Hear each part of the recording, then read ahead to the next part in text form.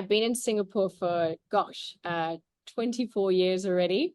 I grew up in Australia. I was born in Kenya, and I have been in the design space for many, many years now. I've been practicing the field of design for close to 15 years.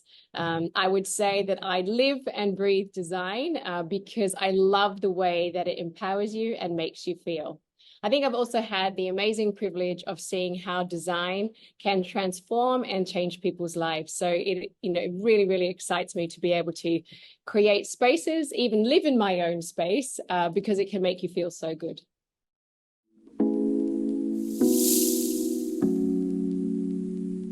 I look at overall female-inspired designers. I think what I love about what they're trying to do and what they do is that they embrace their passion. They live their life with passion.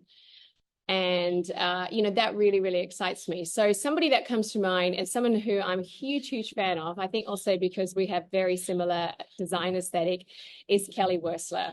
I just think she's fearless in the way that she applies design into her life, how she lives and breathes it. I think she's a true testament to that. I think for me, when I celebrate other female designers, it's because of their passion for their craft and their dedication to it. And I think you see that in the design intention and the details that they execute.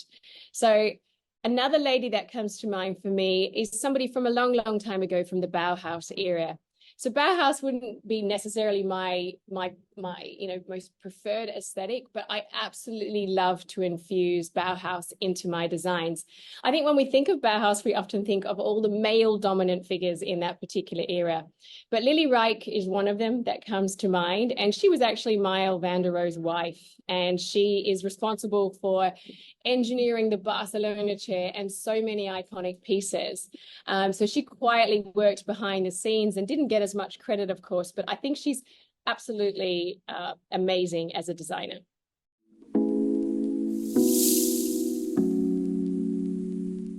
I love that you picked up on the passion, actually. I think that to be really, really, really good at what you do, you have to be passionate. You have to love it. And I think also in the design space, because of its intricacies, because of the application of design, I think you can really tell great design when it's been executed with passion. One of my greatest moments that would stand out for me was when my ex-business partner and I were entered into Andrew Martin, which it's a celebration of the top 100 designers in the world. And you are nominated to be in there. So we submitted our work, and for us, that was a major, major milestone in terms of validating the designs that we were executing, that we were implementing. I think a validation for our own craft and what we were doing. It was absolutely incredible. We were then subsequently featured in it for many consecutive years. So for me, that would be one of the most significant milestones within my career.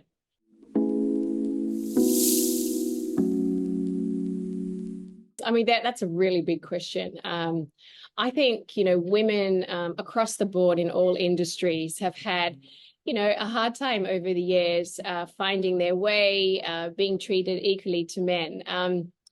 Although I celebrate, obviously, that female empowerment, and I'm a huge supporter of other females in our industry, I also recognize the fact that I wouldn't be where I am today without the male energy as well. So for me, I think finding that balance and harmony in both is incredibly important. And also it creates a wonderful balance. I mean, at the end of the day, we're here to co-create, not create by ourselves. And I think through that co-creation, we can create, we can transform spaces, we can transform lives, and you can do incredible things with that energy together.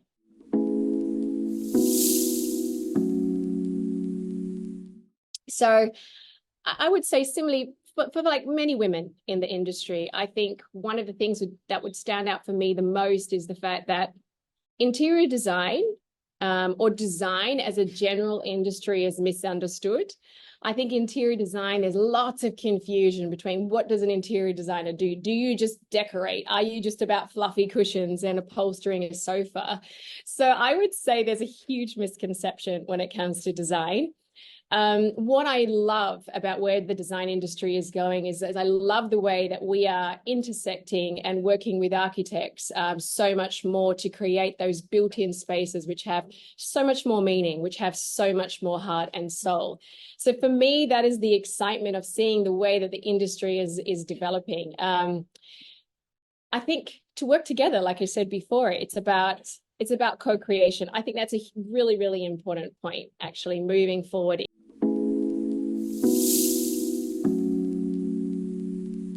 I think, like for so many of us in so many different industries, not just design, AI seems to be the immediate threat. I don't see AI as a threat, though. I see it as an amazing tool that can enhance the design process. We've used it extensively in our own work, and it's amazing. It's absolutely amazing. So I think with anything, when there's growth and change, there's challenges, and there's a general fear that, something's going to supersede us. But I don't think anyone can look past the fact that great design, implementation of great design is the synergy of technology working with human expertise. I think by the mix of those two, we get that luxury space, we get that luxury design, we also get that attention to detail. And most importantly, we get that heart and soul. So without the human-centric approach or without the human expertise, if we just use technology, we're not going to get the heart and soul. So for me, it's the synergy of the two.